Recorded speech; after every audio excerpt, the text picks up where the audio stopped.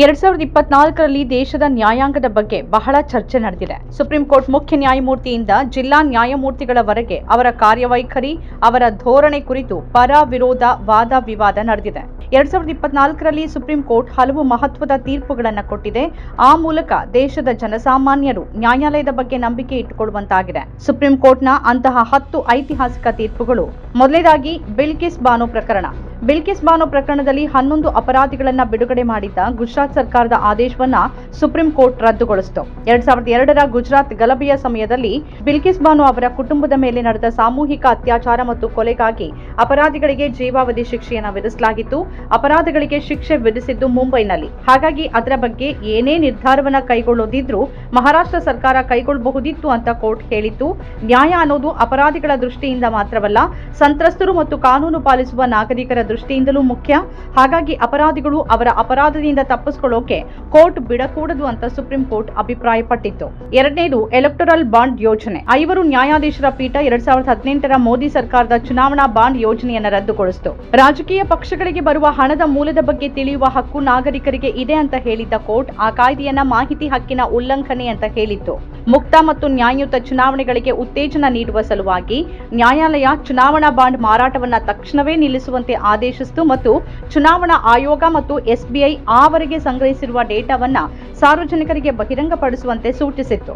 ಮೂರನೇದು ಅರವಿಂದ್ ಕೇಜ್ರಿವಾಲ್ ಕೇಸ್. ಕೇಜ್ರಿವಾಲ್ ದೀರ್ಘಾವಧಿಯ ಜೈಲು ವಾಸವನ್ನ ಅನುಭವಿಸಿದ್ದಾರೆ ಮತ್ತು ಅವರ ಪ್ರಕರಣದ ವಿಚಾರಣೆ ಸದ್ಯಕ್ಕೆ ಪ್ರಾರಂಭವಾಗುವ ಸಾಧ್ಯತೆ ಇಲ್ಲ ಅಂತ ಗಮನಿಸಿದ ಸುಪ್ರೀಂ ಕೋರ್ಟ್ ದಿಲ್ಲಿ ಮಾಜಿ ಮುಖ್ಯಮಂತ್ರಿ ಅರವಿಂದ್ ಕೇಜ್ರಿವಾಲ್ ಅವರಿಗೆ ಜಾಮೀನು ನೀಡಿತು. ಜಾಮೀನು ನಿಯಮ ಜೈಲು ಅಪವಾದ ಎಂಬ ಮಾತನ್ನ ಈ ಸಂದರ್ಭದಲ್ಲೂ ನ್ಯಾಯಾಲಯ ಪುನರುಚ್ಚರಿಸಿತು. ನಾಲ್ಕನೇದು ಮೀಸಲು ವರ್ಗಗಳು. ಸುಪ್ರೀಂ ಕೋರ್ಟ್ನ 7 ನ್ಯಾಯಾಧೀಶರ ಪೀಠ ಪರಿಶಿಷ್ಟ ಜಾತಿ ಮತ್ತು ಪರಿಶಿಷ್ಟ ಪಂಗಡ ವರ್ಗಗಳಲ್ಲಿ ಉಪವರ್ಗೀಕರಣವನ್ನು ರಚಿಸುವ ರಾಜ್ಯಗಳ ಅಧಿಕಾರವನ್ನು ಎತ್ತಿ ಹಿಡಿತು. 6-1ರ ಬಹುಮತದಲ್ಲಿ ಮುಖ್ಯ ನ್ಯಾಯಮೂರ್ತಿ DY ಚಂದ್ರಚೂಡ್ ನೇತೃತ್ವದ ಪೀಠ EV ಚಿನ್ನಯ್ಯ ವರ್ಸಸ್ ಆಂಧ್ರಪ್ರದೇಶ ಸರ್ಕಾರದ 2004ರ ಪ್ರಕರಣದಲ್ಲಿನ 5 ನ್ಯಾಯಾಧೀಶರ ಪೀಠದ ತೀರ್ಪನ್ನು ರದ್ದುಗೊಳಿಸಿತು. SC/ST ಪಟ್ಟಿಯಲ್ಲಿರುವ ವಿವಿಧ ಸಮುದಾಯಗಳು ವಿಭಿನ್ನ ಮಟ್ಟದ ತಾರತಮ್ಯ ಮತ್ತು ಅಸಮಾನತೆ ಎದುರಿಸುತ್ತಿರುವುದರಿಂದ ಸೂಕ್ತ ಸಮಾನತೆಯನ್ನು ಖಚಿತಪಡಿಸಿಕೊಳ್ಳೋಕೆ ಉಪವರ್ಗೀಕರಣದ ಅಗತ್ಯವನ್ನ ನ್ಯಾಯಾಲಯ ಪ್ರತಿಪಾದಿಸಿತು.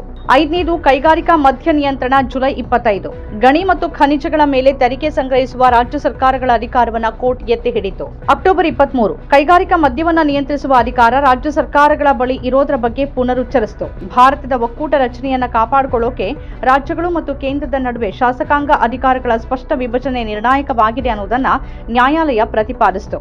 6ನೇದು ಪೋಕ್ಸೋ ಕಾಯ್ದೆ.